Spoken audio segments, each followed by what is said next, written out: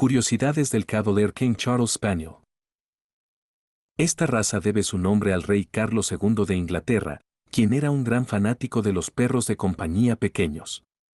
Los Cavalier King Charles Spaniels son muy amigables y cariñosos, y les encanta estar cerca de sus dueños. Son propensos a problemas de salud relacionados con su cráneo corto, como problemas respiratorios y problemas neurológicos. Los Cavalier King Charles Spaniels son una raza muy antigua, que se originó en Inglaterra en el siglo XVII. Su pelaje es muy suave y sedoso, y necesita ser cepillado regularmente para mantenerse saludable. Y esto fue